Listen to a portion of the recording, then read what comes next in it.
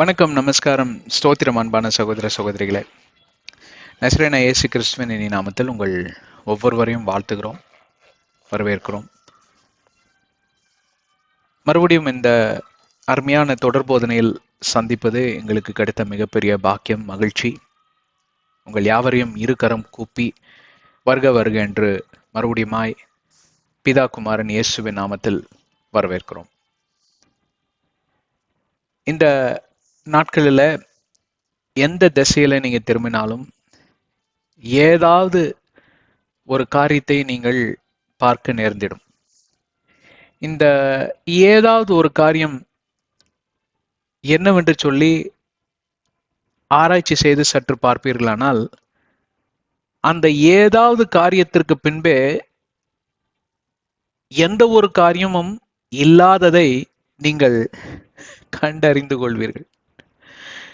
நான் என்னத்தை சொல்ல வருகிறேன் என்றால், எந்த காரணமும் இல்லாமல், எந்த நோக்கமும் இல்லாமல், எந்த ஒரு விதமான பிடிப்பில்லாமல், இலக்கில்லாமல் இந்த உலகத்தில் நீங்கள் பார்க்கக்கூடிய அநேக நபர்கள் இப்படியாக பிரயாணம் செய்து கொண்டிருக்கிறார்கள். ஒரு யாத்திரையில ஈடுபட்டிருக்கிறார்கள். They are all involved in the journey of life which has no destination, which has no objective, which has no goal to achieve என்று ஆங்கிலத்தில் நாம் இதை அருமையாக சொல்லலாம். அப்படி என்றால்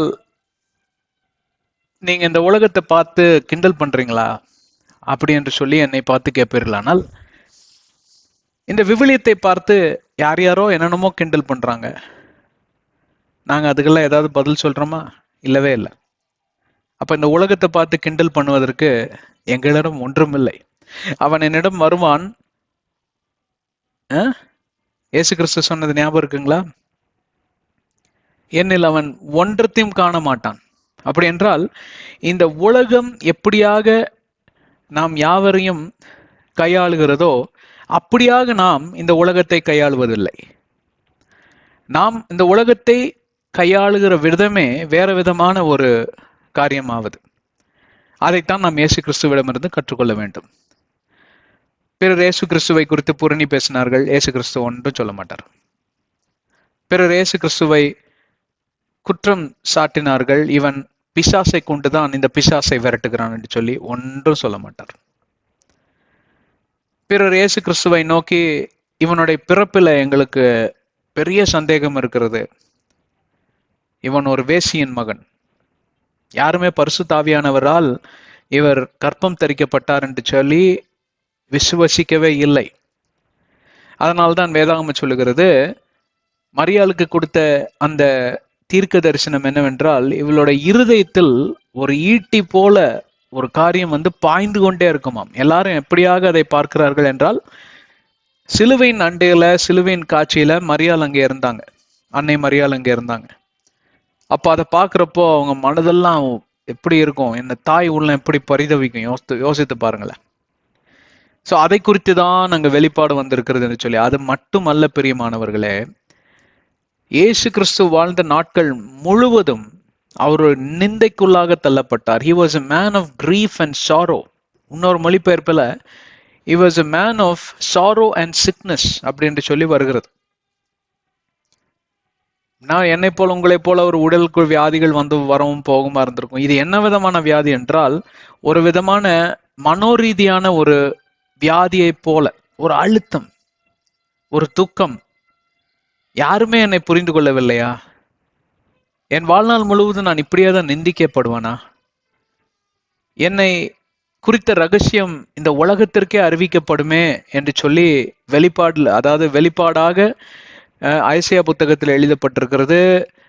மெக்கா, மலாக்கி, ஒபாதியா என்று சொல்லி ஜக்காரியா எல்லா தீர்க்கதரிசிகளையும் அனுப்பி என்னை குறித்து இப்படியாக தேவனாகிய கர்த்தர் சில காரியங்களை பிரஸ்தாபப்படுத்தினாரே, ஆனால் நான் இங்கே பார்ப்பது எதிரும் புதிருமா இருக்கிறதே, வேற விதமாக இந்த ஜனங்கள் என்னை குறித்து பேசி கொண்டிருக்கிறார்களே, என்னை இப்படியாக கிண்டல் செய்கிறார்களே, கேலி செய்கிறார்களே என்று சொல்லி எல்லாம் இயேசு கிறிஸ்து பலமுறை மன அழுத்தத்துக்குள் தள்ளப்பட்டிருக்கிறார். என்னையும் போல உங்களைப் போல ஆண்டவராகிய இயேசு கிறிஸ்து சோதிக்கப்பட்டிருக்கிறார் என்று வேதாகமம் எபிரேயர் 2:17-18 எபிரேயர் 4 அதிகாரம் 14-16 வசனங்களிலும் நீங்கள் எழுதப்பட்டிருப்பதை பார்க்கலாம். ஆயினும் அவரிடம் ஒரு பழுதும் இல்லை. He was a lamb without blemish. அப்போ இந்த ஒரு காரியத்தை மட்டும் நம்ம ஒரு கேஸ் ஸ்டடியை போல எடுத்துக்கொள்வோமானால், அதாவது மன அழுத்தத்துக்குள் தள்ளப்படுகிற அந்த நாட்களில இயேசு கிறிஸ்து அவைகளை எப்படியாக கையாண்டிருப்பார். என்னால் இதுவரைக்கும் பார்ப்பீர்களானால் 10 விஷயத்துல 8 விஷயம் இயேசு கிறிஸ்துவை போல எப்படியாவது நான் கற்றுக்கொண்ட பாடங்களை வைத்து, இயேசு கிறிஸ்துவை நான் புரிந்து கொண்டதில் வைத்து நான் எப்படியாவது கையாழ்ந்து விடுவேன். அதாவது இயேசு கிறிஸ்து எப்படி யோசித்திருப்பார், இயேசு கிறிஸ்து எப்படியாக சிந்தித்திருப்பார், அவர் எப்படியாக ரியாக்ஷன் இல்லைங்களா, நீங்க every action has an equal and opposite reaction. நான் ஒன்றை சொன்னால் வேற ஒருத்தர் இன்னொன்னு சொல்லதான் செய்வார். நான் நல்லபடியாக அன்பாக சொன்னேனானால் அன்பாக அவரும் இந்த காரியத்தை அவர் செய்து விடுவார். நான் கொஞ்சம் எரிச்சலின் துணியோட நான் சொல்லுவேனானால் அவரும் அதுக்கு தகுந்தாப்புலதான் ரிப்ளை கொடுப்பார். இப்படிதான் உலகம் இயங்கி கொண்டிருக்கிறது. அதனாலதான் பப்ளிக்ல பார்ப்பீர்களானால் ரொம்ப நடிப்பாங்க, எல்லாம் அப்படியே ரொம்ப கைண்டா இருக்கிற போல, உள்ள பயங்கர எரிச்சலா இருக்கும். என்ன பண்றது, நான் எப்படி எரிச்சலை காட்டணும் அப்படிதான் அவனும் எனக்கு எதிராக எரிச்சலை காட்டுவான் என்கிற ஒரு சிறிய ஒரு நியமம் தான். அந்த நியமத்தின் அடிப்படையில எல்லாரும் நடித்து கொண்டு இப்படியாக ஒருத்தர் அன்பாக நடத்துவதை போல நடந்து கொண்டிருக்கிறார்கள். இயேசு கிறிஸ்து அப்படி நடிக்கவே இல்லை, நடிக்க வேண்டிய அவசியமும் கிடையாது. அவர் பிதாவின் ஒரே குமாரன். பிதா என்றால் அன்பு, அன்பு என்றால் Bidar. God is love, love is God. அந்த ஈக்குவேஷன்ல பிறந்த பிதாவின் குமாரன் பரிசுத்த ஆவியானவரால் கற்பம் தரிக்கப்பட்டார். உலக சரித்திரத்திலே ஒரே ஒருவர் மட்டும்தான் ஆண் உதவி இல்லாமல் கற்பம் தரித்தார். அவர் பேர் அன்னை மரியாள். எதை கொண்ட கற்பம் தரித்தார் என்றால், இயேசு கிறிஸ்து பரிசுத்த ஆவியானவரால் உருவாக்கப்பட்டார், ஷீஷாக உருவாக்கப்பட்டார், ஒரு சிசுவாக உருவாக்கப்பட்டார். ஆனால் இந்த உலகம் அதை நம்பவில்லை. உலகம் நிராகரித்து போட்டது. இப்பொழுது வரைக்கும் அதுல நிறைய சயின்டிபிக் கொஸ்டின்ஸ் அண்ட் கமெண்ட்ஸ் அதை கொண்டு வராங்க. இயேசு கிறிஸ்துவோடைய சிந்தப்பட்ட இரத்த துளிகளை அவர்கள் கண்டு எடுத்திருக்கிறார்கள். ஆதாமோட மண்டை ஓட்டுல இருந்து எடுத்திருக்கிறார்கள். அப்புறம் பார்ப்பீர்களானால் இந்த உடன்படிக்கை பெட்டியின் மேல இந்த இரத்த துளிகளை எடுத்திருக்கிறார்கள். உடன்படிக்கை பெட்டியை இது வரைக்கும் கண்டுபிடிக்கலாம், ஆனா பெட்டி வரைக்கும் ஒருத்தர் போய் அந்த இரத்த துளியை சாம்பிள் எடுத்துட்டு வந்திருக்காரு. இதெல்லாம் எடுத்து அவங்க பரிசோதித்து பார்க்கிறப்போ எவ்வளவோ குரோமோசோம்ஸ் இருக்கணும் ஆணோட வெத்துல இருந்து. அப்போ அது இல்லாத பட்சத்தில் இது ஒரு அற்புத குழந்தை, இது ஒரு தெய்வ குழந்தை. சரி, இதை நம்புறாங்க நம்பல அவங்க இஷ்டம். ஆனால் இயேசு கிறிஸ்து என்ன சொன்னார், என்னுடைய பிறப்பை குறித்து நீங்கள் நம்பாமல் இருந்தால் என்னுடைய வேலை பாருங்கள். Look at the works and believe. நான் செய்கிற அற்புதத்தை பாருங்கள், நான் பேசக்கூடிய ஓமைகளை பாருங்கள், தேவனுடைய ராஜ்யத்தை குறித்த சுவிசேஷத்தை நான் இங்க போதிக்கிறேன் அல்லவா. என்னை குறித்த போதனைகள், அதாவது என்னை குறித்த வெளிப்பாடுகள் அனைத்தையும் நான் நிறைவேற்றிருக்கிறேன். அதை பார்த்தாவது நீங்கள் என்னை விசுவசிக்கலாம் அல்லவா. யாரும் செய்ய முடியாத அற்புதம், ஒரு சொல்லால பேய் ஓட்டுது. இப்படி சொன்னா மார்க் 3ஆவது அதிகாரத்துல என்ன சொல்றானுங்க, நீ பிசாசை கொண்டுதான் பிசாசை ஓட்டுற, நீ நடிக்கிற அப்படின்னு அவரே குற்றம் சாட்டுறாங்க. ஆகையால் என்னை கேட்டுக்கொண்ட பிரியமான சகோதர சகோதரிகளே, இந்த உலகத்தில நாம் யாவரும் நிந்தைக்குள் தள்ளப்படுவோம், அநியாயத்துக்குள் தள்ளப்படுவோம். நாம் செய்யாததை செய்தோம் என்றும் செய்ததை செய்யவில்லை என்றும் நமக்கு எதிரான நற்சான்றிதழ்களை எல்லாம் அவர்கள் இப்படியாக பறித்து போடுவதும் அழித்து போடுவதுமான காரியத்துல இந்த உலகம் நம்மையும் என்னையும் உங்களையும் தள்ளும்.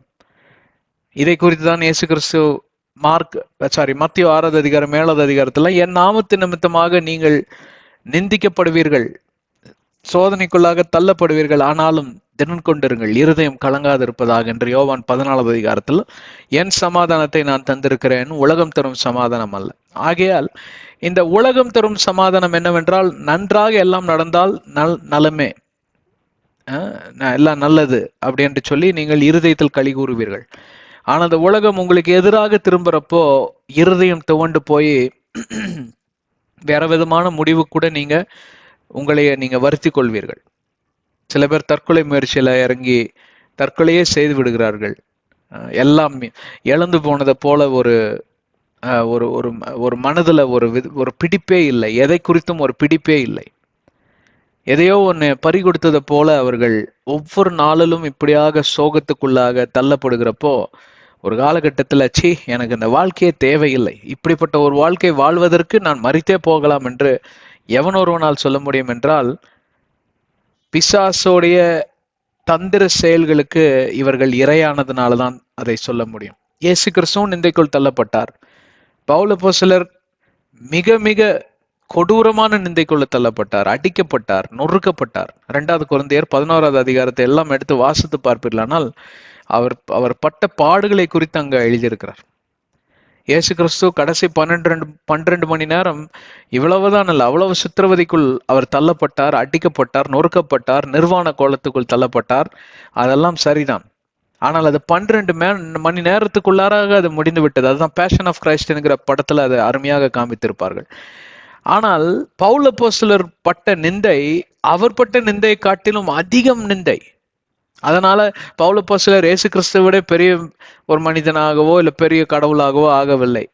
அவரே சொல்றார், நான் இயேசு கிறிஸ்துவுக்காக என்னுடைய இந்த நிந்தைகளில் என்னுடைய உயிரையே கொடுக்க நான் தயார் என்று தன்னுடைய நண்பர்களை பார்த்து சொல்லுகிறார்.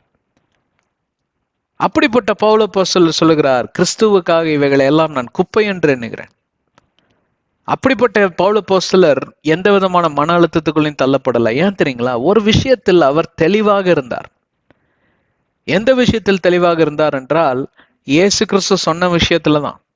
இந்த உலகத்தில் நாம் வாழ்கிறப்போ, நீதியின் பாதையில நாம் நடந்து செல்லுகிறப்போ, நாம் சரியான காரியத்தை நாம் தேவனுடைய ராஜ்யத்துக்கு ஏதுவாக செய்ய முயற்சி எடுக்கிறப்போ, நமக்கு எதிராக நிந்தைகள் கிளம்பும். நமக்கு எதிராக மனிதர்கள் புறப்பட்டு வருவார்கள், திரளாய் வருவார்கள். அது வரைக்கும் ஒரு பையன் உங்க பக்கம் திரும்பி பார்த்துருக்க மாட்டான். நல்ல விஷயம் செய்யலாம் எந்திரிச்சு பாருங்க, அது விவிலியத்தின் அடிப்படையில அவ்வளவுதான். ஆகையால் நன்மை செய்வதை நாம் விட்டுவிடலாமா? விட்டுவிடவே கூடாது. அதை குறித்து தான் சொல்ல வருகிறோம். நீங்கள் எங்கே இருந்தாலும் என்ன நன்மை ஆண்டவர் செய்யும்படி உங்களை ஏவுகிறாரோ, நடத்துகிறாரோ, பாதைகளை காட்டுகிறாரோ, கதவுகளை திறக்கிறாரோ, தயவு செஞ்சு மறுக்காமல் முன்னேறி செல்லுங்கள். கர்த்தர் உங்களை நடத்துவாராக. வாருங்கள், நாம் முன்னேறி செல்லுவோம். ஆதியாகமத்தின் ரகசியங்கள் என்கிற தலைப்பிலே நாம் பல மாதங்களாக, சில ஆண்டுகளாக நாம் நியமங்களை குறித்து, நியாயப்பிரமாணங்கள், கட்டளைகளை, இவைகளெல்லாம் குறித்து நாம் பல காரியங்களை விவரித்து வருகிறோம். விவிலியத்தில் இருக்கக்கூடிய ஆழ்கடந்த ரகசியங்கள் எல்லாம், ஆழ்கடல் ரகசியங்கள் எல்லாம் நாங்கள் உங்களுக்காக, அதாவது ஒரு சித்திரம் இருக்கு பார்த்தீங்களா, ஒரு picture, one picture can speak 1000 words. 1000 வார்த்தைகளை எழுதுவதும் ஒன்றுதான். ஒரே ஒரு சிறிய சித்திரத்தினால சில காரியத்தை சொல்லுவதும் ஒன்றுதான். அந்த சித்திர வடிவில ரத்தன சுருக்கமாக மற்றும் தத்ரூபமாக சில காரியங்களை நாங்கள் கற்றுக் கொடுத்து வருகிறோம். எல்லாமே ஆவிக்குரிய ரீதியாக உங்களை வணையும்படி, நடத்தும்படி தான் இந்த காரியங்கள் எல்லாம் நாங்கள் செய்து வருகிறோம். அது மட்டும் அல்லாதபடி இந்த இந்த ஆதியாகமத்திலிருந்து முழு விவிலியத்தையும் நாம் எப்படி கற்றுக்கொள்ளலாம் என்று சொல்லி, குறிப்பாக புதிய ஏற்பாடுக்கும் இந்த ஆதி ஆகமத்திற்கும் இந்த பழைய ஏற்பாடுக்கும் என்ன சம்பந்தம் உண்டு என்று சொல்லி அந்த ரீதியாகவே நாம் பல காரியங்களை கற்றுக்கொண்டு வருகிறோம். எங்களோட தொடர்ந்து இணைந்திருந்த அந்த பொறுமைக்காய் நன்றி. இது உங்களுக்கு நீங்களே செய்கிற ஒரு பெரிய தொண்டாகும். சரி, ஆதியில தேவனாகிய கர்த்தர் உலகத்தை சிருஷ்டித்தார். அந்த சிருஷ்டிப்புகளுக்கெல்லாம், படைப்புகளுக்கெல்லாம் ஆதாமையும் ஏவாளையும் அதிபதிகளாக அவர் நியமித்தார். இதை கண்ட பிசாசுக்கு பொறுக்கவில்லை. எப்படியாவது இவர்களை சோதித்து வீழ்க்கடி வேண்டும் என்று சொல்லி ஒரே கட்டளை தந்தார். ஜீவ விருட்சத்தை நீ சாப்பிடு, அதிலிருந்து கனிகளை சாப்பிடு. ஆனால் இந்த மரணம் அல்ல, நன்மைக்கும் தீமையும் அறிந்து கொள்ளக்கூடிய விருட்சம், இந்த கனியை சாப்பிடும் நாளில் நீ மரித்து போவாய். எதற்காக ஆண்டவர் இதை சொன்னார் என்றால், ஒரு முறை நீ அந்த தீமையை அறிந்து கொள்வீரானால் இட்ஸ் கண்டேஜியஸ். ஒரு சர்ப்பமானது உங்களை கடித்து விடுமானால் அந்த விஷத்தை எப்படி நீங்க கட்டுப்படுத்தவே முடியாதோ, எப்படியாவது உங்க உடல்ல ஏறி அது இருதயத்துக்கும் மூளைக்கும் சென்று உங்க உயிரையே மாய்த்து விடுமோ, அதே போலதான் தீமை என்கிற காரியத்தை நீ தொட்ட மாத்திரத்தில் ஆவிக்குரிய மரணத்தை நீ காண்பாய். அதற்கு பின்பே உன்னுடைய மகிமை இழந்து விடுவாய், என் பிரசன்னத்தை இழந்து விடுவாய், சம்பாஷணை, தொடர்பு, இந்த உறவு எல்லாம் இழந்து விடும், எல்லாம் போய்விடும். அதனால் அதாமே எவாலே இந்த கட்டளையை சரியாக நீங்க கையாள வேண்டும் என்று சொல்றார். இவையெல்லாம் அறிந்தும் மனிதன் மாம்சத்தில் இருக்கக்கூடிய இச்சை நிமித்தமாக அவன் தள்ளப்பட்டான். மனுஷன் விழுந்து போனால் பாவம் பிறந்தது. பாவத்துடைய பின்விளைவு குடி, காம விகாரம், வேசித்தனம், கொலைபாதகம் என்று சொல்லி எவ்வளவோ அநியாயங்கள் இந்த உலகத்தில் நிகழ ஆரம்பித்தது. அதோடைய பின்விளைவுதான் பார்ப்பீர்களானால் தேவன் ஒரு தீர்மானம் எடுக்கிறார். இந்த உலகத்தை நான் சிருஷ்டித்ததுக்காகவும் இந்த மனிதனை சிருஷ்டித்ததுக்காகவும் நான் விசனப்படுகிறேன், அழித்து விடலாம் என்று சொல்லி ஒரு தீர்மானத்துக்கு வரும் மாத்திரத்தில் நோவா தேவனுடைய கண்களில் கிருபை பெறுகிறார். நோவாங்கிறத பாத்திரம் சாதாரண பாத்திரம் கிடையாது. அவரை குறித்து தான் படித்து கொண்டு வருகிறோம். நோவாவின் பேழை என்றால் இயேசு கிறிஸ்துவின் நாமத்திற்கு ஈடாகும். அதைத்தான் 6வது அதிகாரத்தில் பார்த்தோம். மகா ஜலப்பிரளயம் என்றால் மகா உபத்திரவ காலத்திற்கு ஈடாகும். அதைத்தான் 7வது அதிகாரத்தில் பார்த்தோம். இவைகள் இருந்தெல்லாம் எப்படி நோவா காப்பாற்றப்பட்டாரோ அப்படிதான் என்னையும் உங்களையும் இயேசுவின் நாமம் கொண்டு தேவனாகிய கர்த்தர் காப்பாற்ற போதுமானவராயிருக்கிறார். 8வது அதிகாரத்துக்குள் நாம் நுழைந்திருக்கிறோம். 8வது அதிகாரத்தில் 8ம் 9ம் 2 அதிகாரங்களை ஒன்றாக சேர்த்தினால் 2 காரியத்தை அங்க தென்னந்தெளிவாக நாம் படிக்கலாம். நோவா ரட்சிக்கப்படுகிறார், நோவா காப்பாற்றப்படுகிறார். அதே போலதான் இயேசுவின் நாமத்தை எவன் ஒருவன் நாடி வருகிறானோ அவனுக்கு ரட்சிப்பு உண்டாயிருக்கும். ரட்சணிய நாட்கள் அவனுக்கு தொடங்கும். அவன் ஒருபோதும் கைவிடப்படுவதில்லை, அவனை விட்டு தேவன் விலகுவதில்லை என்று சொல்லி அந்த காரியத்தை நாம் பார்த்து கொண்டு வருகிறோம். 2வது பகுதியாக பார்ப்பீர்களானால் தேவன் நோவாவோடு கூட அந்த தன்னுடைய படைப்போடு கூட ஒரு புதிய உடன்படிக்கையை அங்கே செய்கிறவராயிருக்கிறார். உடன்படிக்கை என்கிற காரியம் அப்பொழுதுதான் நுழைகிறது. அதுதான் பழைய ஏற்பாட்டின் உடன்படிக்கை. இந்த பழைய ஏற்பாட்டின் உடன்படிக்கையை நாம் அச்சாரமாக வைத்து அடிப்படையாக வைத்து நாம் என்ன பண்ண போகிறோம் என்றால் புதிய ஏற்பாடின் உடன்படிக்கை, நியூ கவெனன்ட் ஸ்டாண்டர்ட்ஸோட கூட நாம் ஒப்பிட்டு பார்த்து பல காரியங்களை நாம் கற்றுக்கொள்ள போகிறோம். இதைத்தான் நாம் இந்த 8வது 9வது அதிகார பைபிள் ஸ்டடியில நாம் இந்த காரியத்தை குறித்து நாம் வாசிக்க போகிறோம். 8வது அதிகாரம் 1வது வசனத்தை நாம் தொடங்கினோம், ஆனால் முடிக்க முடியவில்லை. அதை குறித்து தான் நாம் இன்ற நாளில் நாம் தியானிக்கும்படி வந்திருக்கிறோம். 8வது அதிகாரம் 1வது வசனத்தை நான் மறுபடியுமாய் உங்களுக்காக வாசிக்க இந்த இடத்தில் வந்திருக்கிறேன். நாம் அனைவரும் விவிலியம் இருந்தால் அதை திறந்து வைத்து தயவு செஞ்சு இருக்கும் இடத்தில் எழும்பி நின்று இந்த வசனத்தை வாசித்து விட்டு உட்கார்ந்து விடுங்கள். இல்லை எழும்ப முடியவில்லை என்றால் தயவு செஞ்சு உட்கார்ந்த இடத்திலேயே இந்த வசனத்தை எங்களோட இணைந்து வாசிப்பீர்கள். மறுபடியுமாய் 1வது வசனத்தை வாசிப்போம். Then God remembered Noah and every living thing and all the animals that were with him in the ark. பேழைக்குள்ளராக இருக்கக்கூடிய எல்லா மிருகங்களையும், எல்லா அதாவது உயிரினங்களையும், நோவாவையும் நோவா குடும்பத்தையும் ஆண்டவராகிய தேவன் நினைவு கூர்ந்தார். நாம் தேவன் நினைவு கூறுகிற தேவன் என்று சொல்லி நாம் சென்ற அத்தியாயத்தில் அருமையான காரியங்களை எல்லாம் நாம் தியானித்தோம்.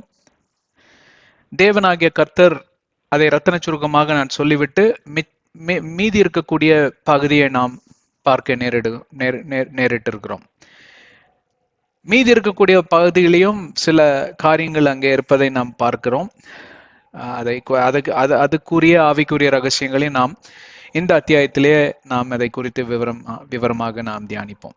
சரி, மறுபடியும் நான் நினைவிட்டு விரும்புகிறேன். இந்த 8வது அதிகாரம் நோவாஸ் டெலிவரன்ஸ் என்றால் நோவா ரட்சிக்கப்பட்டார், நோவா விடுவிக்கப்பட்டார், நோவா காப்பாற்றப்பட்டார், இப்படியெல்லாம் சொல்லி நாம் பல காரியங்களை குறித்து நாம் விவரிக்கலாம். ஆனால் நோவாவை குறித்து மட்டும் இங்க நாங்க பேச வரவில்லை. இதை வைத்து மையமாக வைத்து நாம் எதை குறித்து பேசத்தான் வந்திருக்கிறோம் என்றால் இயேசு கிறிஸ்துவை குறித்து. இயேசு கிறிஸ்துவை மையமாக வைத்துதான் இத்தனை காரியங்களும் இங்கே தேவனாகிய கர்த்தர் நிகழ்த்தியிருக்கிறார். பல ஆயிரம் வருடங்களுக்கு முன்பே, அதாவது இயேசு கிறிஸ்து பிறப்பதற்கு பல ஆயிரம் வருடங்களுக்கு முன்பே இந்த காரியங்கள் எல்லாம் நிகழ்த்தப்பட்டது. இது ஒரு முன்னுரை, இது ஒரு முன்ருசி. 4 taste and 4 or preface and forerunner. Jesus is our forerunner. அவர் ஒரு முன்னோடி. தேவனாகிய கர்த்தர் நமக்கு ஒரு இயேசு கிறிஸ்து ஒரு முன்னோடி. எல்லாவற்றையும் அவருக்காகவே சிருஷ்டிக்கப்பட்டது. அதற்கு காரணம் ஆதியாகமம் 3:15. அப்போ பல பேர் இதை குறித்து வியாக்கியானம் செய்கிறப்போ இப்படியாக கான்ட்ரவர்ஷியல் பாரடாக்சிக் ஸ்டேட்மெண்ட்ஸ் என்று சொல்வார். அப்போ இந்த உலகத்தை உண்டாக்கும் போதே ஆண்டவராகிய தேவன் அறிந்திருக்கிறார் அல்லவா பாவம் நுழையும் என்று. அவர் சர்வ வல்லவருங்க, அவர் சர்வ சிருஷ்டிகர். இஸ் ஓம்னிசியன்ஸ், ஓம்னிபொட்டன்ட், ஓம்னிபிரசன்ட். அதை எப்படி மொழிபெயர்ப்பது என்று எனக்கு தெரியவில்லை, நீங்கள் டிக்ஷனரியில் அடித்து பார்த்துக் கொள்ளுங்கள். எல்லாவற்றையும் அறிந்திருக்கிற தேவனா இருக்கிறார். இந்த உலகத்தை சிருஷ்டிக்கிறப்போ இந்த மாதிரி நியமத்தை அவர் கட்டளையை ஆதாமிடம் அவர் சொல்லுகிறப்பவே அவர் அவர் அவர் அறிந்திருக்கிற தேவனா இருக்கிறார். இப்படி பாவத்தில் விழுவான், பாவத்தில் விழுகிறப்போ இயேசு கிறிஸ்து என்கிற ஒரு ரட்சகர் தேவைப்படுவார். அந்த ரட்சகர் மூலமாக தான் ரட்சிப்பை இந்த மனித நேயத்துக்கு எனக்கு என்னால் வழங்க முடியும். ஏனென்றால் அவர்கள் தப்பி செய்வதற்கு ஒரு வழி செய்து தரவில்லை என்றால் நான் லவ்விங் காட், எல்லாராலும் நேசிக்கப்படக்கூடிய தகப்பனே அல்ல. ஒரு தகப்பன் கூறிய ஸ்தானத்தை நான் அதை எட்டவில்லை என்பதற்கு அது பொருளாகும். நான் ஒரு தகப்பன், நல்ல தகப்பனே கிடையாது என்று சொல்லி ஆண்டவராகிய தேவன் இப்படியாக அவருடைய இரக்கத்தின் நிமித்தமாக, இரக்க சுவாபம் உடையவர், அவருடைய இரக்கத்தின் நிமித்தமாக இந்த காரியங்கள் எல்லாம் அருமையாக அவர் வடிவிக்கிறார். அவர் அருமையாக அந்த வடிவ அமைப்புக்குள், இந்த கட்டமைப்புக்குள் இந்த உலகம் என்கிற அந்த காரியத்தை அவர் எப்படியாக வடிவமைக்கிறார் என்றால் இயேசு கிறிஸ்துவை முன்னோடியாக வைத்துதான் அவர் எப்படியாக செய்கிறார். அவர் எப்படியெல்லாம் யோசித்தாரோ அப்படியே ஆய்விட்டது. ஆண்டவராகிய தேவன் நினைத்திருப்பார், என்னுடைய சிந்தையை மாற்றி அமைக்க இந்த ஆதாமால் முடியுமா? முடியும் என்றால் சந்தோஷப்படக்கூடிய முதலால் நானாகத்தான் இருப்பேன் என்று சொல்லி ஆண்டவரே தனக்குள்ளாக யோசித்திருப்பார் என்று நான் நினைக்கிறேன். ஆனால் ஆண்டவர் நினைத்தது என்றைக்கு, எப்பொழுதும், எந்த காலத்திலும் தவறாக போவதே அல்ல. ஏனால் அவர் கடவுள், அவர் சர்வ வல்லவர், அவர் எல்லா விதமான காரியங்களையும் நினைவில் வைத்து என்ன எண்ணிக்கையில் வைத்தாக்கும் இப்படியாக எல்லா காரியத்தையும் அவர் செய்து முடிக்கிறார். சரி, போகட்டும். அப்போ ஆண்டவராகிய தேவன் நோவாவை நினைவு கூற வேண்டும் என்றால் நோவாவை மறந்து விட்டதனால் அவர் நினைவு கூறுகிறாரா? இதை குறித்து நாம் சற்று வியாக்கியானம் பண்ணணும். சென்ற அத்தியாயத்தில் இதெல்லாம் நாம் இதை குறித்தெல்லாம் நாம் பேசினோம். அதெல்லாம் நீங்க கேட்டிருப்பீங்க நம்புறோம். அவர் மறந்து போகவில்லை, ஆனால் அவர் செயலாற்றுவதற்கும் செயல்படுத்துவதற்கும் சரியான நேரமும் காலமும் சந்தர்ப்பமும் சூழ்நிலையும் வரவில்லை. அதுதான் அதற்கு பொருள். ஏனென்றால் மழை பெய்வதற்கு ஒரு காலம், மழை நிற்பதற்கு ஒரு காலம், அந்த தண்ணீர் எல்லாம் தேங்கி நிற்பதற்கு ஒரு காலம், அந்த தண்ணீர் எல்லாம் வடிந்து போவதற்கு ஒரு காலம், நோவாவின் பேழை மிதப்பதற்கு ஒரு காலம், நோவாவின் பேழை தரை தட்டி நிற்பதற்கு ஒரு காலம். இப்போ நோவாவின் பேழை தரை தட்டி நிற்க வேண்டும் என்று சொல்லி ஒரு காலம் பிறந்ததனால் ஆண்டவராகிய தேவன் இந்த காரியத்தை நினைவுக்கு கொண்டு வருகிறார். அவருடைய நினைவு மண்டலம் என்று சொல்லி பார்ப்போமானால், நீங்க இந்த உலகத்துல எத்தா பெரிய ஹார்ட் டிஸ்க், எவ்வளோ பெரிய ஹார்ட் டிஸ்க், அதாவது மேக்சிமம் ஹார்ட் டிஸ்க் இன்னைக்கெல்லாம் 5 டெராபைட், 5000 ஜிபியை சேகரிக்கக்கூடிய ஒரு சின்ன கருவி 5 டெராபைட்ஸ். எங்கிட்ட 4 டெராபைட்ஸ் வரைக்கும் இருக்கு. 5 டெராபைட் எங்கிட்ட இல்லை. இப்போ 4 டெராபைட் வரைக்கும் நீங்க உளோண்டு இதில் ஸ்டோர் பண்ணலாம். அப்போ அண்ட சராசரங்களை படைத்து ஒருவராய் நின்று ஆளுகை செய்கிற தேவன் எத்தனை டெராபைட் மெமரி ஸ்டோர் பண்ணுவார் தெரியுங்களா? நம் ஒவ்வொருவருக்கும் இந்த மூளை என்கிற காரியம், சென்ட்ரல் ப்ராசஸிங் யூனிட், பிரெயின் என்கிற காரியம் கொடுக்கப்பட்டிருக்கிறது. அப்ப நான் இதை குறித்து மிகவும் கவனம் கொண்டதுனால் இதை சற்று ஆராய்ச்சி பண்ணி பார்க்கலாமே என்று சொல்லி, நம் தலையில் இருக்கக்கூடிய மூளை, தேவனாகிய கர்த்தர் நமக்கு ஒரு சின்ன மூளை 100 கிராம் 200 கிராம் இருக்கும்னு நினைக்கிறேன், அவ்வளவுதான். அந்த மூளைக்குள்ள எத்தனை விதமான மெமரி, நினைவு மண்டலங்களும், அதை சேகரித்து வைக்கக்கூடிய மண்டலங்கள், அதாவது கெட்ட நினைவுகள், நல்ல நினைவுகள், கடந்த காலம், நிகழ்காலம், எதிர்காலம், இப்படியெல்லாம் சொல்லி அது பிரித்து வகை பிரித்து எல்லாம் வச்சிருக்குமா. மொத்தத்துல அதோட ஸ்டோரேஜை நீங்க கணக்கிட்டு பார்த்தால் ஒரு மூளைக்குள்ள 2500 டெராபைட் அளவுக்கு நீங்க மெமரியை ஸ்டோர் பண்ணலாம். அதாவது 2.5 பென்டாபைட்ஸ் ஆர் பென்ட்பைட்ஸ் ஆர் பென்டாபைட்ஸ் இல்லைங்களா? அப்போ என் வீட்டில் ஒரு 4 டெராபைட்டோட இந்த ஹார்ட் டிஸ்க் பார்த்தீங்கன்னா கையளவு சைஸுக்கு வரும். அப்ப 2500 வேணும் என்றால் 5ல பெருக்கிக்கலாம், எவ்வளவு ஆகுங்க? அந்த மாதிரி 500 டிவைசஸ் நான் வைத்து ஒரு 10க்கு 10 அடி ரூம்ல ஒண்ணுக்கு மேல ஒண்ணு அடுக்கி வச்சா கூட 500 டிவைசஸ், அந்த மாதிரி கையளவு இருக்கக்கூடிய அந்த கருவிகள் தேவைப்படும். அவைகள் எல்லாம் ஒயரோட ஒன்னோட ஒன்றை நான் கனெக்ட் செய்து இப்படியாக ஒரு பெரிய ஒரு டேட்டா வேர் ஹவுஸை போல நான் உருவாக்குவேன். ஆனால் அத்தா பெரிய ரூம்ல இருக்கக்கூடிய அத்தனை கருவிகளையும் உங்க தலைக்குள்ளாக 100 கிராம்ல வச்சிருக்கிற ஆண்டவருடைய மூளை எத்தா பெருசா இருக்கும்னு யோசிச்சு பாருங்க. எவ்வளவு பெரிய ஆண்டவரை குறித்து நாம் பேசிக் கொண்டிருக்கிறோம் என்று சொல்லி சற்று நினைவு கூறுங்கள். அதை சற்று கூட மதிக்காதபடி மனிதனானவன் தன் உடலுக்கே, தன்னுடைய ஆவி ஆத்மா சரீரத்துக்கே அவன் மரியாதை கொடுக்காதவனாக இந்த நாள்ல சுற்றி திரிகிறான். ஏன்? தன்னுடைய உடலை அவன் துஷ்பிரயோகம் பண்றான். கஞ்சா ஏத்திக்கிறான், சாராயம் குடிக்கிறான், தம் அடிக்கிறான், கண்ட கருமத்திய கண்களில் பார்த்து அதையெல்லாம் மூளையில சேகரிச்சு வச்சுக்கிறான். பேட் ஃப்ரேக்மெண்ட்ஸ், குட் ஃப்ரேக்மெண்ட்ஸ்ன்னு இருக்கும் ஹார்ட் டிஸ்க்ல. நான் கம்ப்யூட்டர் தொழிலில் இருப்பதுனால எனக்கு இதெல்லாம் ஓரளவுக்கு தெரியும். ஐடி என்ஜினியரிங் இன்னைக்கு எல்லாத்துக்கும் தெரிஞ்ச ஒரு சாதாரண விஷயம் ஆயிடுச்சு இல்லைங்களா, ஹார்ட் டிஸ்க்குள்ள என்னென்ன இருக்குன்னு. அப்படி என்று சொல்லி பார்ப்போமானால், இன்றைக்கு ஒருவனோட மூளைக்குள் பார்ப்போமானால் பேட் ஃப்ராக்மெண்ட்ஸ், அதாவது கெட்ட நினைவுகளும் கெட்ட காரியங்களும் தான் அதிகமாக தங்கி இருக்கக்கூடிய காரியமாவது. சில காரியங்கள் மட்டும்தான் அங்கே நன்றி கூறுவதற்கும் நினைத்து பார்ப்பதற்கும் மகிழ்ச்சி அடைவோம். அதாவது சில காரியங்களை நினைத்து பார்த்தா ரொம்ப பரவசம் அடைவோம், மகிழ்ச்சி அடைவோம்.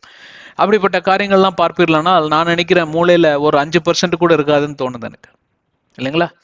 இன்றைக்கு கசப்பான அனுபவங்களும் நிந்தைக்குள்ளும் அவமானக்குள்ளும் அக்கிரமங்களுக்குள்ளும் எல்லா விதமான காரியங்களுக்குள்ளும் தள்ளப்படக்கூடிய உலகத்தில் தான் நாம் வாழ்ந்து கொண்டிருக்கிறோம். இதுதான் பாவத்தின் பின்விளைவு. பாவமானது கசப்பான காரியங்களை தான் தரும். முற்களும் செடிகளும் தான் அங்கே இருக்கும். அதை வைத்து கொண்டு ஒன்றையும் பண்ண முடியாது. அது மேல கையை வச்சா குத்திரும். சில இதெல்லாம் விஷ முட்கள் ஏறுச்சுன்னா அப்படியே பார்த்தீங்கன்னா தலைக்கு ஏறிடும் விஷம். சில மணி நேரங்களில் நீங்கள் இறந்து விடுவீர்கள். அப்படிப்பட்ட உலகத்தில் நாம் வாழ்ந்து வருகிறப்போ மனிதனுடைய அந்த நினைவுல என்னத்தான் இருக்கும்? சரி, அது போகட்டும். இப்போ டாபிக் நான் டைவர்ட் பண்ணல. ஆண்டவருடைய நினைவு மண்டலம் அது அப்படின்னா மறந்து போயிட்டாருங்களா? மனுஷனோட நினைவு மண்டலத்திலே 2500 டெராபைட்டுக்கு அங்க டேட்டா ஸ்டோர் பண்ண முடியும்னா, ஆண்டவருடைய தலை எவ்வளோ பெரிய தலை, அவருக்கு எவ்வளோ பெரிய மூளை, எவ்வளோ பெரிய ஆண்டவர். வானத்தில் சிங்காசனமும் பூமியில பாதப்படியும் அமர்ந்திருக்கக்கூடிய தேவாதி தேவன், கர்த்தாதி கர்த்தர், சர்வ வல்லவர் நான். எனக்கு என்ன ஆலயத்தை நீ கட்டி என்னை நீ இது பண்ணுவாய், எத்தனை ஆடுகளை பலியிடுவாய் என்று சொல்லி எல்லாம் ஆண்டவர் தன்னை குறித்து அங்கே வர்ணனை சொல்லியிருப்பதை நாம் வாசிக்கிறோம் அல்லவா? அப்படிப்பட்ட தேவன் எவ்வளோ பெரிய ஞானம் உடையவராயிருப்பார், எவ்வளோ பெரிய நினைவு மண்டலத்தை உடையவராயிருப்பார். அப்போ நோவாவை மறந்து போவது எப்படி? மறந்து போகவில்லை. ஆனால் அவர் நினைவு கூறுவதற்கு ஒரு காலம் நேரமும் வரணும். அது ஏற்பட்டால்தான் ஆண்டவராகிய தேவன் அந்த காரியத்தை நேரம் வந்துருச்சுன்னு நினைவில் கொண்டு அவைகளை நேர்த்தியாகவும் செம்மையாகவும் செய்து முடிப்பார். செம்மை அப்படிங்கிறத பாத்தீங்கன்னா ரொம்ப கிளியரா, எவிடென்ஷியலா கிளியரா செம்மையா பண்ணிட்டாங்க அப்படின்னு. செம்மையா பண்ணலாங்க, செம்மையாக பண்ணி விட்டாங்க. அதாவது ரொம்ப தெளிவா கிளினிக்கல் அண்ட் கிளரிக்கல் வே அப்படின்னு சொல்லி. அதாவது கிளினிக்கல் வேனா ஒரு நல்ல டாக்டர் சர்ஜரி பண்ணார்னா, அச்சா அருமையான கைராசிக்கார டாக்டருங்க, என்ன அழகா பண்ணி எடுத்துட்டாரு தெரியுங்களா, ஒன்றும் இல்லைங்க, நல்லா இருக்கேன் நான். Clinical and surgical method. அதாவது ஆண்டவராகிய தேவன் திட்டமிட்டு ஒரு காரியத்தை, தன்னுடைய நினைவில் இருக்கக்கூடிய காரியத்தை வெளிப்படுத்தி அவர் செயல்படுத்துவாரானால் அதுல ஒரு எரர், அதாவது ஒரு தவறு கூட, பிழை கூட வருவதற்கு சாத்தியமே இல்லை.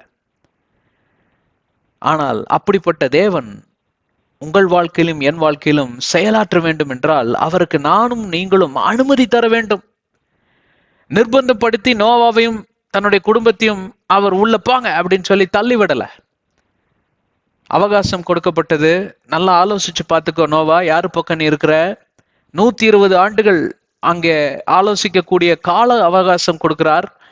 அதற்கு பின்பு கூட நோவா தன்னுடைய தீர்மானத்தில் பின்வாங்கி போகல. அதனாலதான் இந்த உலகத்திலே நீதிமான்களுக்கெல்லாம் நீதிமான் நோவா. அவருக்கு மேல ஒருத்தரும் கிடையாது. ஆண்டவர் தான் நீதியின் தேவன். அவர் நீதிகளுக்கெல்லாம் தலைவர் அவர். ஆனா நீதிமான்களுக்கெல்லாம் நீதிமான் பார்த்தா நோவா. 120 ஆண்டுகளும் தன்னுடைய புத்தி சுவாத்தியத்தில் எந்த பெதட்டலும் கிடையாது, எந்த பின்வாங்குதலும் கிடையாது. அவர் நேர்த்தியாக யோசித்தார், யோசித்ததையே செய்தார். என்ன ஆண்டவரே பேசுறீங்க, எப்போ வருது சொல்லுங்க, நான் உள்ள போறதுக்கு ரெடின்ட்டார். அதற்கு பின்பே வரக்கூடிய அனுபவத்தை பற்றி அவருக்கு கவலை இல்லை. எத்தனை நாட்கள் மழை பெய்யும், எப்பொழுது இறங்குவோம், எப்போ தரை தட்டும், தரை தட்டின பிறகு என் குடும்பத்தை கொண்டு நான் என்னத்தை செய்வேன், 8 பேர் தான் இருக்கிறோம். இந்த ஜீவ மிருகங்கள், இந்த கால்நடைகள், மிருகங்கள், உயிரினங்கள் எல்லாம் பேழைக்குள்ள இருந்து ஒருவேளை கிறுக்கு பிடிச்சி ஏதாவது அடிக்க ஆரம்பிச்சிருச்சுன்னா என்ன பண்ணுவோம்? யானை தும்பிக்கையை வச்சு ஒரு தட்டு தட்டிருச்சுன்னா என்ன பண்ணுவோம்? சிங்கம், கரடி, புலி எல்லாம் கடிச்சு வச்சிருச்சுன்னா என்ன பண்ணுவோம்? பாம்பு கூட அங்க இருக்கு, கொத்திருச்சுன்னா விஷம் ஏறிடுமே.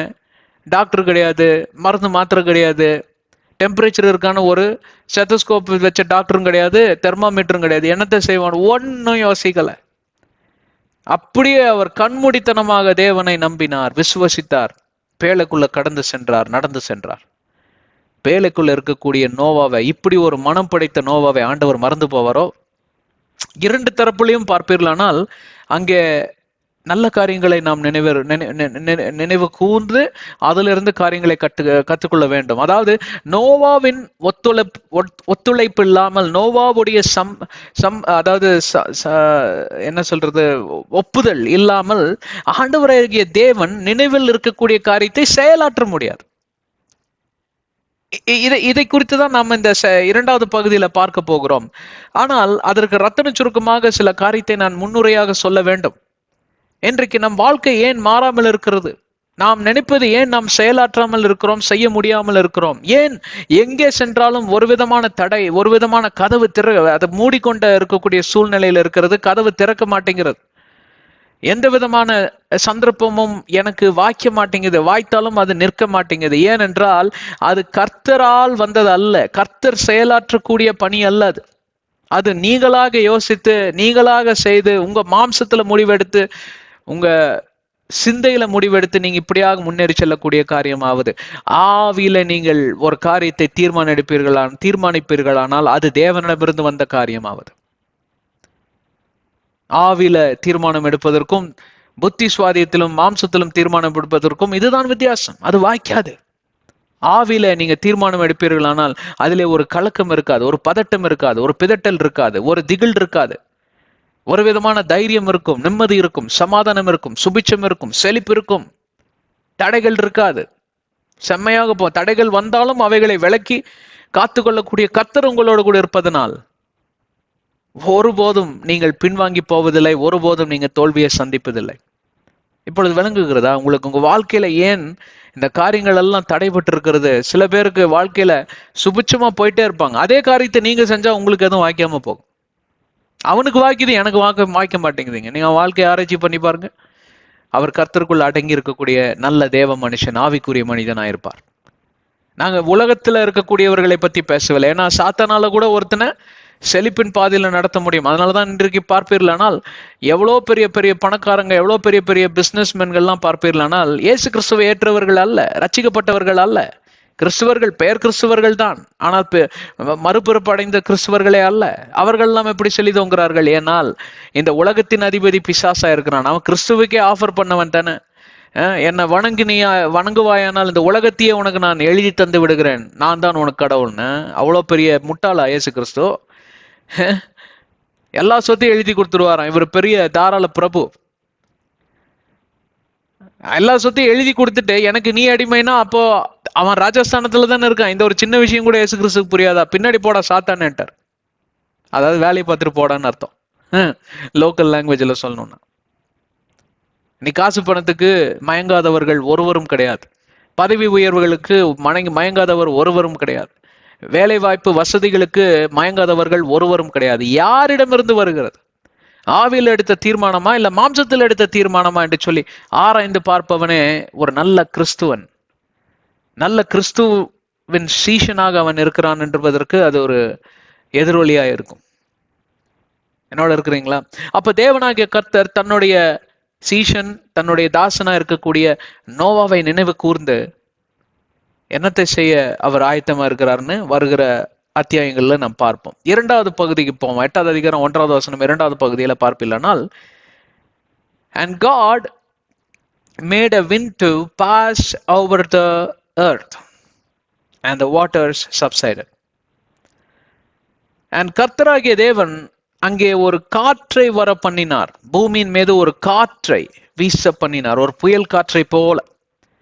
அப்போ அந்த புயல் காற்று வருகிறப்போ சயின்டிபிக்கலா என்ன நடக்குதுன்னா, எவாபரேசிங் ப்ராசஸ், அதாவது ஆவியாக அது மறுபடியும் பூமிக்கு போகுது இல்லைங்களா. அந்த உஷ்ணத்தோட கலந்து வர காத்து அதிகமா வந்துச்சுன்னா அதுலயே அந்த ஆவியெல்லாம் கலந்து போகும். அண்ட் த வாட்டர் சப்சைடட், அங்கே நீர்நிலையானது இறங்க தொடங்கினது. இது இரண்டையும் நாம் சேர்த்து பார்ப்பதற்கு நேரம் இருக்கா என்று தெரியவில்லை. ஆனால் ஒரு காரியத்தை நான் சொல்லவே வேண்டும். ஏனென்றால் இது முதல் அத்தியாயத்தோட தொடர்ச்சியா வரக்கூடிய ஒரு ஆவிக்குரிய ரகசியமே. இவை நான் சொல்லி முடிப்பதற்கு எவ்வளவு நேரம் ஆகும் என்று தெரியாது. ஆனால் சொல்லிவிட்டு நாம் கடந்து செல்லுவோம். தேவனாகிய கர்த்தர் அதினதின் காலத்தில் அதினதின் நேரத்தில் அவருடைய காரியத்தை நேர்த்தியாக செய்து முடிக்கிற ஆண்டவர். இந்த அதினதின் காலம் அதினதி நேரம் என்று சொல்வதற்கு ஒரு நல்ல பொருள் புதிய ஏற்பாட்டிலிருந்து நாம் எடுக்க வேண்டும். இயேசு கிறிஸ்து தன்னுடைய வாயாலேயே சொன்ன வார்த்தை, இதோ அந்த நேரம் வந்தது, நீ செய்ய வேண்டிய வேலையை நீ செய்து முடிப்பாயாக என்று சொல்லி அந்த அப்பத்தை பிற்று அந்த திராட்சரசத்துல அவர் அதை மூழ்க செய்து யூதாஸ் இஸ்காரியாத் கைகளில் கொடுக்கிறார். இங்க நாம் பார்க்கக்கூடிய விஷயமானது அந்த அப்பமோ அந்த திராட்சரசமோ இல்ல அவர் பிச்சு கொடுத்த அந்த நேரமோ அப்படியெல்லாம் இல்லை. இந்த நேரம் வந்தாயிற்று. The time has come, therefore please go and do whatever you have decided to do. உடனடியாக யூதாஸ் இஸ்காரியாத் எந்திரித்து எழும்பி அவன் வேலையை செய்ய தொடங்கினான். 30 வெள்ளிக்காசுக்கு கிறிஸ்துவை காட்டி குடிக்கும்படி அங்கே போய் ஒரு உடன்படிக்கை பண்ணி கொண்டான் இந்த பரிசேயர்களிடம் சென்று. இப்போ அதை பற்றி கூட நாம் பேச வரவில்லை. எதனால் இயேசு கிறிஸ்து அந்த நேரம் வந்தது என்று சொன்னார். சரித்திர நூலை எடுத்து வாசித்து பார்ப்பீர்களானால் அந்த காலகட்டம், அந்த நேரம்தான் எல்லா விதமான சூழ்நிலைகளையும் நிறைவேற்றப்பட்ட ஒரு காலகட்டமா இருந்தது. அதற்கு 3 காரியங்களை இன்றைக்கு ரத்தன சுருக்கமாக நான் சொல்ல கடமைப்பட்டிருக்கிறேன். முதலாவதாக பார்ப்பீர்களானால் எல்லாமே ஒரு 100 150 வருடங்களுக்கு முன்பே தான் இந்த காரியங்கள் எல்லாம் நடந்தது. அதுல முதலாவது பார்ப்பீர்களானால் ஒரு 150 200 ஆண்டுகளுக்கு இயேசு கிறிஸ்து பிறப்பதற்கு முன்பே கிரேக்கர் ஆட்சி தான் இருந்தது. இந்த கிரேக்கர்கள் செய்த ஒரு மகத்துவமான காரியம், ஒரு முக்கியமான காரியம் என்னவென்றால், இந்த மொழி, கிரேக்க மொழிதான் இந்த உலகத்துல 4ல் 3 பகுதியை இவர் அலெக்சாண்டர் த கிரேட், மகா அலெக்சாண்டர் பிடித்து விட்டார். அவர் பிடித்ததனால் தன்னுடைய மொழியை எல்லாரும் பிரதானமாக கொண்டு அதை மட்டும்தான் பேச வேண்டும் என்பதில் அவர் மிக தெளிவாக இருந்தார். அந்த தெளிவை கொண்டு வந்தது யார்? அந்த குறிக்கோளை கொண்டு வந்தது யார்? அந்த நோக்கத்தை கொண்டு வந்தது யார்? அதுதான் பழைய ஏற்பாட்டின் இதோ தீர்க்க தரிசனங்கள் பழைய ஏற்பாட்டு புத்தகங்கள்ல எழுதி வைத்திருக்கிறது. இப்படிப்பட்ட ஒரு மகா அலெக்சாண்டர் என்கிற ஒரு ஆள் வருவார். இது மகா அலெக்சாண்டருக்கும் சொல்லப்பட்டது. அந்த காலத்திலேயே உங்களை குறித்து இப்படியாக எழுதப்பட்டிருக்கிறது என்று சொல்லி சில பரிசேயர்கள் சொன்னதாக சரித்திர ஆய்வாளர்கள் கண்டுபிடித்திருக்கிறார்கள். ஏன் இப்படிப்பட்ட ஒரு மகா அலெக்சாண்டர் பிறக்க வேண்டும் என்று சொல்லி அங்க பழைய ஏற்பாட்டில் இப்படியாக தீர்க்க தரிசனம் கொடுக்கப்பட்டிருக்கு என்றால், மொழியானது மிக மிக முக்கியம். ஆதியாகமம் 11வது அதிகாரத்துல நீங்க பார்ப்பீர்களானால் அங்க பாபேல் கோபுரம் கட்டக்கூடிய ஒரு சம்பவத்துல ஆண்டவராகிய தேவன் மொழியை, அந்த காலங்களில ஒரே மொழி தான் இருந்தது, ஆனால் மொழியை, அதாவது ஜனங்களை சிதறடிக்க வேண்டும் என்று சொல்லி வேற வேற மொழிகளை கொண்டு வந்தார். கர்த்தர் தான் இந்த மொழிகளை உருவாக்கினார். அதே போல ஒரு அந்த காலகட்டம், வேற ஒரு காலகட்டத்துல இந்த மொழிகள் எல்லாம் இணைக்கப்பட வேண்டும். அப்பொழுதுதான் இயேசு கிறிஸ்துவும் அவருடைய ராஜ்யத்தை குறித்த நற்செய்தி மிக எளிதாக பரவும். அதனாலதான் பார்ப்பீர்களானால் எபிரேயர், அதாவது மொழிபெயர்ப்பை கிரேக்கில இருந்து தான் நிறைய பேர், கிரேக்க மொழியிலிருந்து தான் நிறைய பேர் மொழிபெயர்த்தாங்க. அதனாலதான் அந்த மொழிபெயர்ப்புல நிறைய குளறுபடிகள் இருக்கும். ஆனால் கிரேக்க மொழிபெயர்ப்பு பதத்திற்கு கிரேக்க மொழிக்கு ஒரு பதம் இருக்கும். அதிலே இருந்து அராமிக் எபிரேயர் மொழிக்கு அவர் மொழிபெயர்க்கிறப்போ வேற ஒரு பதம் இருக்கும். அதிலே இருந்து ஆங்கிலத்திற்கும், அதிலே இருந்து தமிழுக்கும், அதிலே இருந்து ஹிந்திக்கும், மலையாளத்திற்கும் இப்படியாக மொழிபெயர்ப்பு நடக்கிறப்போ பல விதமான பதங்கள் மாற்றக்கூடிய காரியம். அதனாலதான் நிறைய ரெஃபரன்ஸ் புக்கு, இந்த பைபிள் ரெஃபரன்சஸ், பைபிள் டிக்ஷனரி இதையெல்லாம் வைத்து நாம் சில காரியங்களை ஆராய்ந்து பார்த்து புரிந்து கொள்ள வேண்டும். புரிகிறதா உங்களுக்கு? ஆக அந்த காலகட்டத்தில் ஒரே மொழியானது அதிகமாக இருந்தது. அதாவது எபிரேயர் பேசக்கூடிய மொழி இஸ்ரவேல் தேசத்தில் மட்டும்தான் இருந்தது. மற்ற உலகம் நாடுகள், பல நாடுகளில் பார்த்தோம்னா கிரேக்கர். லூக்கா ஒரு கிரேக்கர். லூக்கா புத்தகத்தையும் அப்போஸ்தலர் புத்தகத்தையும் லூக்கா தான் எழுதினார். அவர் ஒரு கிரேக்க டாக்டர். ஆனால் அவர் சில, அதாவது மொழிபெயர்ப்பு பண்ணக்கூடியவர்களை, டிரான்ஸ்லேட்டர்ஸை வைத்து அவருக்கும் ஓரளவுக்கு எபிரேய பேச வரும். இதெல்லாம் வைத்தாக்கும் அவர் இந்த காரியத்தெல்லாம் அவர் மொழிபெயர்த்தி அவர் இதெல்லாம் புத்தகத்தை எழுதினார். அதே போலதான் அந்திரேயு பார்ப்பீர்களானால், அந்திரேயும் பிலிப்பும் பார்ப்பீர்களானால் அந்த கிரேக்க விதமான சூழ்நிலையில வளர்ந்தவர்கள். அதனாலதான் கிரேக்கர்கள் வருகிறப்போ இந்த பிலிப் அந்திரேய கிட்ட முதலாவது போவார்கள். அவர்கள் தான் இவர்களை கிரேக்கர்கள் வந்தார்கள் என்று இயேசு கிறிஸ்துவிடம் கூட்டிக் கொண்டு வருவார்கள். எதற்கு அதெல்லாம் சொல்றோம்னா, நேரம் காலம் பார்ப்பீர்களானால் பல 1000 ஆண்டுகள் ஆயிற்று. தேவனாகிய கர்த்தர் எல்லாவற்றையும் முன்கூட்டி அறிந்திருக்கிற தேவன்.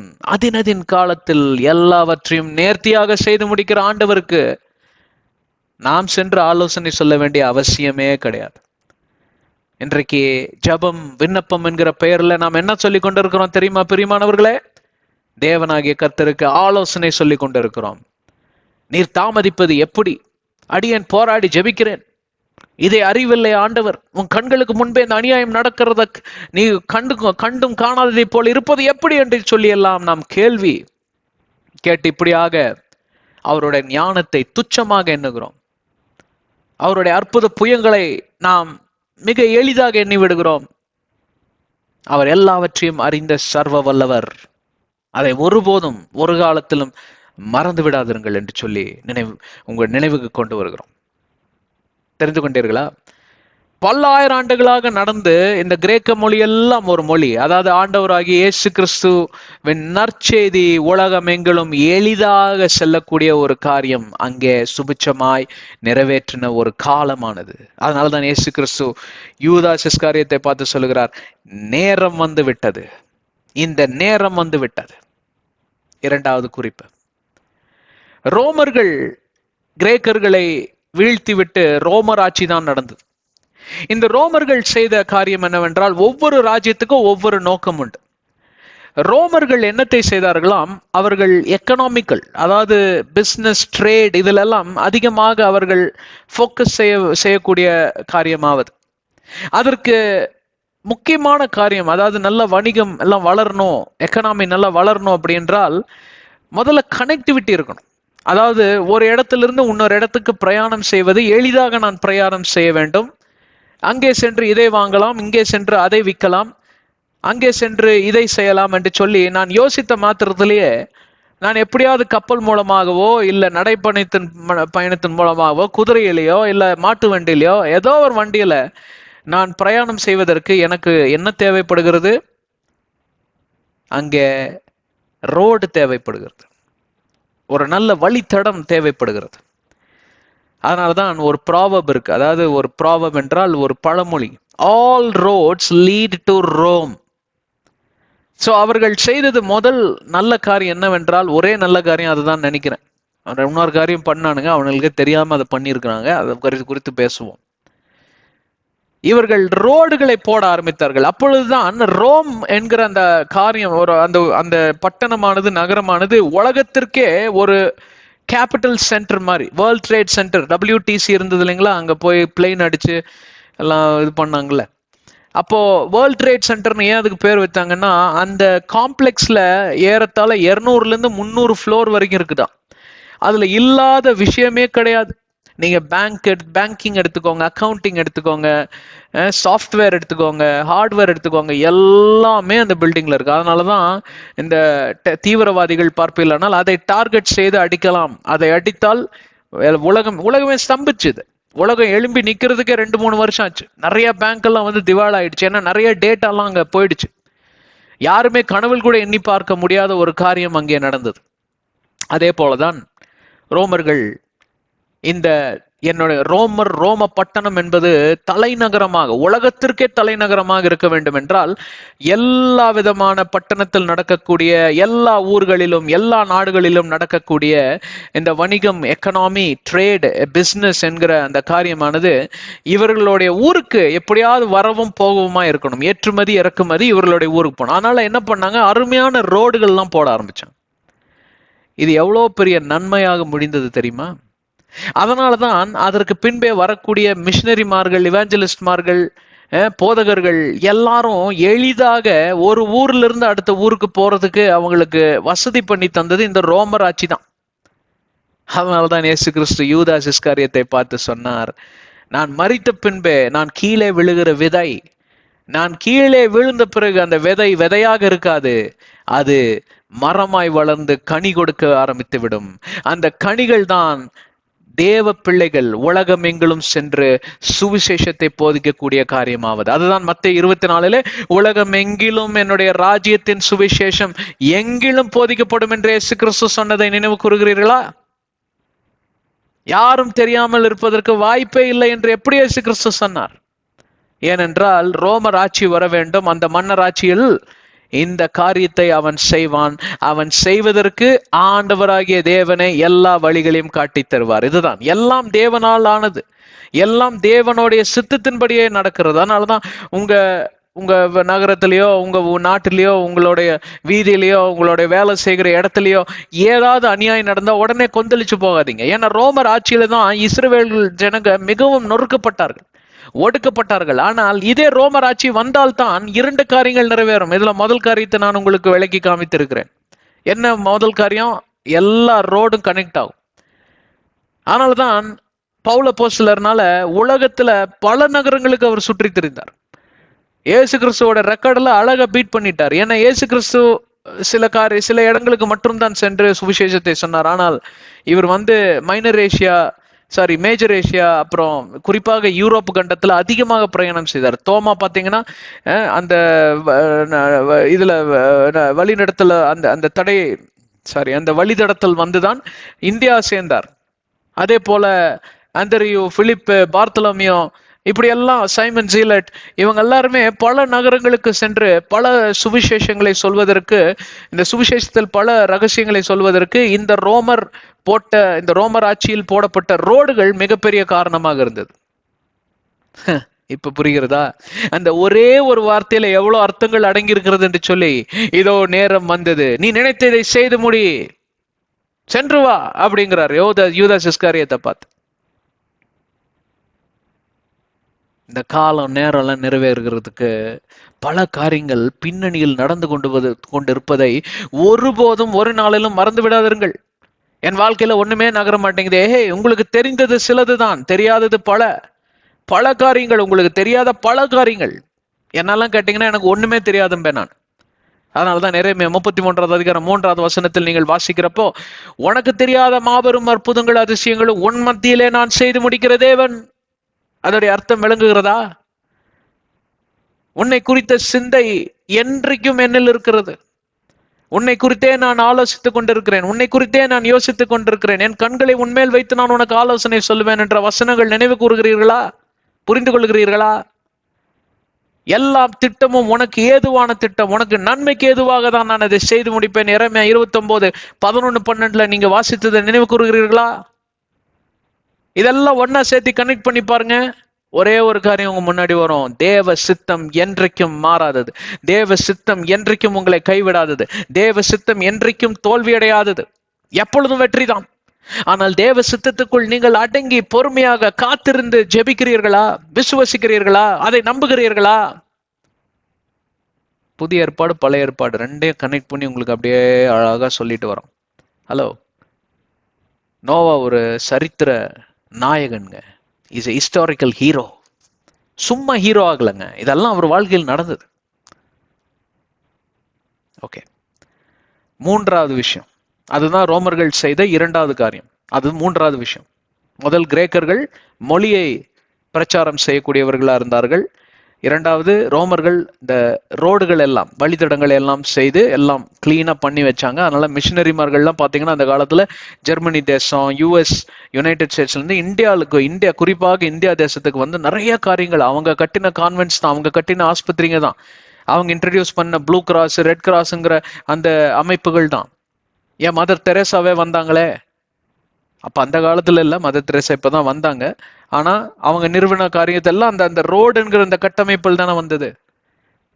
எவ்வளவு மிஷினரிமார்கள் வந்து இன்றைக்கு காட்டு ஜனங்களுக்கெல்லாம் பாத்தீங்கன்னா, மலைவாசி ஜனங்களுக்கெல்லாம் சுவிசேஷம் எப்படி போச்சு? இப்படிதான் வெள்ளக்காரன் போட்ட சில வழித்தடங்கள்லாம் பார்ப்பீர்களானால் உன்னை அப்படியே தான் வச்சு மெயின்டைன் பண்றாங்க இந்தியன் கவர்மெண்ட். ஊட்டியில் இருக்கக்கூடிய அந்த ரயில்வே ட்ராக் எல்லாம் பாருங்க, அவன் போட்டதான். அதுக்கப்புறம் அதெல்லாம் ஒண்ணுமே பண்ண முடியல, ஏன்னா அவனே எல்லாம் போட்டு முடிச்சுட்டு போயிட்டான். அந்த மாதிரிதான் ரோமர்கள் போட்ட சில ஸ்கெட்ச் எல்லாம் பாத்தீங்கன்னா அப்படியே இருக்கு. மூன்றாவது அவர்கள் ஒன்று செய்தார்கள், என்ன தெரியுங்களா? ஆதியாகமம் 3வது அதிகாரம் 15வது வசனத்துல இயேசு கிறிஸ்து என்ன விதமான மரணம் மரிப்பார் என்று மரணத்தை என்ன விதமான மரணத்துக்குள் அவர் நடத்தப்படுவார் என்று எழுதியிருக்கிறது? சிலுவையில் மரணம். இந்த சிலுவை மரணம் என்பது நடைமுறையிலே இல்லை, அது தெரியுங்களா உங்களுக்கு? வெறும் 100 150 ஆண்டுகளுக்கு முன்பே தான், இயேசு பிறப்பதற்கு முன்பே தான் இந்த சிலுவை மரணம் மிக அகோரமான மரணம், கொடிய மரணம். கேபிட்டல் பனிஷ்மெண்ட் என்றால் அந்த தூக்குல போறதெல்லாம் ஒண்ணுமே இல்லம்பிங்க. அந்த மாதிரி ஒரு கொடூரமான ஒரு மரணத்தை நிகழ்த்த வேண்டும். அப்பொழுதுதான் இந்த தீவிரவாதிகள், இந்த நம்ம ராஜ்யத்துக்கு எதிராக தர்க்கம் செய்யக்கூடிய மனிதர்களுக்கெல்லாம் ஒரு பயம் வரும். அப்பதான் அவன் அடங்கி இருப்பான்னு சொல்லி ரோமர்கள் அங்கே ஒரு ஆலோசனை கூட்டமிட்டு எப்படிப்பட்ட ஒரு கேபிட்டல் பனிஷ்மெண்ட் கொடுக்கலாம். ஏன்னா தூக்குல போறதெல்லாம் அவனுக்கு பழகி போச்சு, ஒரு நிமிஷத்துல உயிர் போயிடுது. அப்போ சில பேர் என்ன சொன்னாங்க, தோல் ஆடை, அந்த மாட்டு தோலுக்குள்ள போட்டு ஒரு மனுஷனை கட்டி போட்டு அவனை இது பண்ணிடணும், மூச்சு திணறி அவன் செத்து போவான்.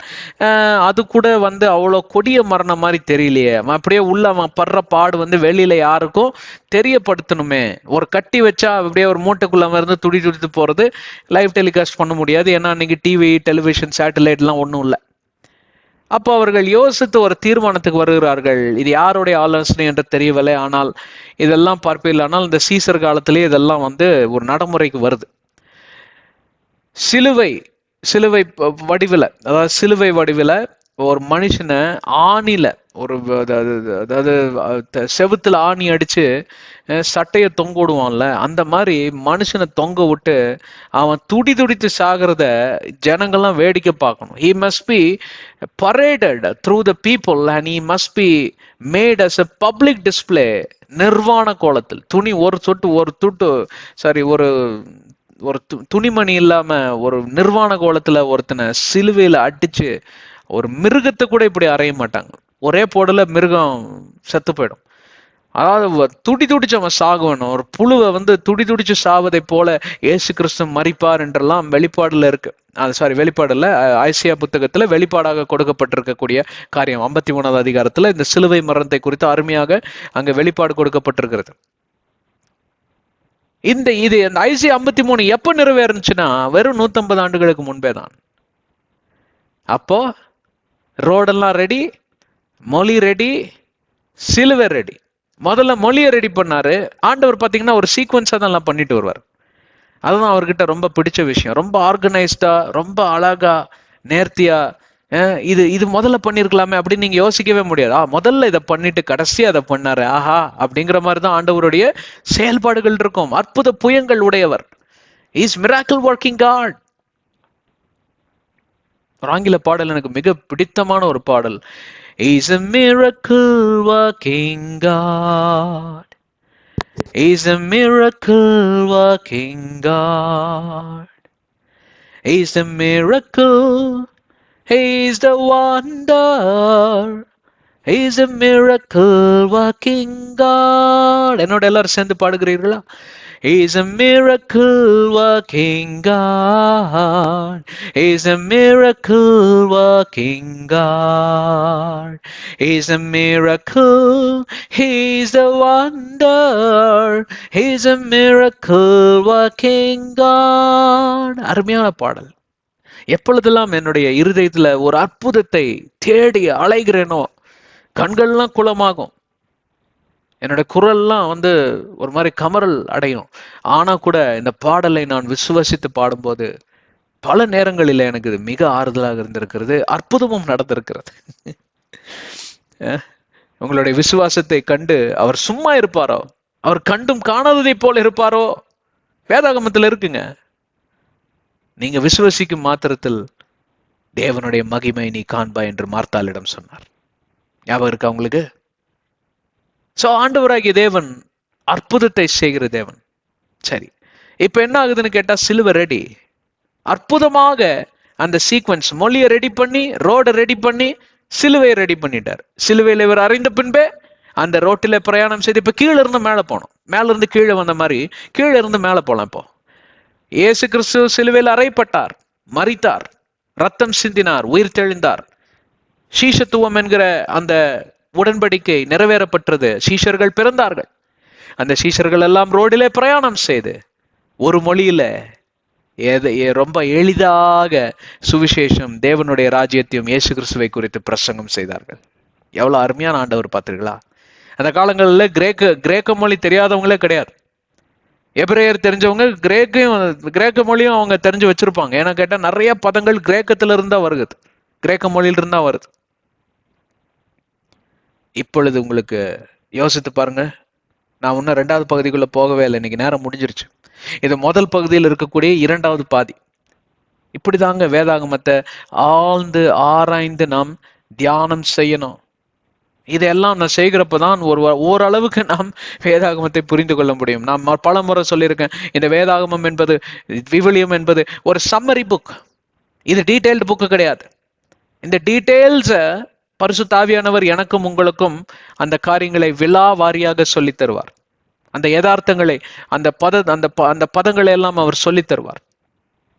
எவ்வளவு பேர் என்னோட இருக்கீங்க? இந்த 3 காரியங்கள் நிறைவேறின அந்த நேரத்தில் இயேசு கிறிஸ்து சொல்லுகிறார், என் நேரம் வந்தது, இதோ என் நேரம் வந்தது அப்படி என்று சொல்லுகிறார். இதை மறந்து விடாதிருங்கள். என்னை கேட்டுக்கொண்டிருக்கிற பிரியமான சகோதர சகோதரிகளே, ஒரு காரியம் தடைப்பட்டது என்றால், ஒரு காரியம் நிறைவேறவில்லை என்றால், ஒரு காரியம் ஆனது ஏதோ தாமதிக்கிறது என்றால், உங்க நேரம் வரல, அந்த காரியம் நடப்பதற்கு நேரம் முன்னும் வரல, பின்னணியில் பல காரியங்கள் நடந்து கொண்டிருப்பதை மட்டும் நினைவில் வைத்துக் கொள்ளுங்கள். அந்த பின்னணியை இயக்குகிறவர் உங்களையும் என்னையும் சிருஷ்டித்த வணைந்த தேவாதி தேவன், கர்த்தாதி கர்த்தர். அவருடைய நினைவு மண்டலத்தில் உங்களை குறித்த காரியங்களும் என்னை குறித்த காரியங்களும் எப்பொழுதும் இருப்பதை மறந்து விடாதிருங்கள். அந்த நேரம் வந்தால் போதும், நீங்களும் நானும் எதையுமே செய்ய வேண்டியதில்லை. தேவன் அவருடைய காரியங்களை நேர்த்தியாக சீரும் சிறப்புமாக எனக்காகவும் உங்களுக்காகவும் அற்புத பயங்களோடு கூட உத்தரவோடு வருவார் என்று வேதகம் சொல்லி இருக்கிறார். தேவனாகிய கர்த்தர் உங்களுடைய விண்ணப்பங்களுக்கு உத்தரவோடு வருவார். நீங்கள் விண்ணப்பத்தை ஏறெடுக்கும் மாத்திரத்திலே என் நேரம் வந்தது என்று சொல்லி நினைப்பது மதியனம், முட்டாள்தனம் என்று சொல்லி அதற்கு பொருளாகும்.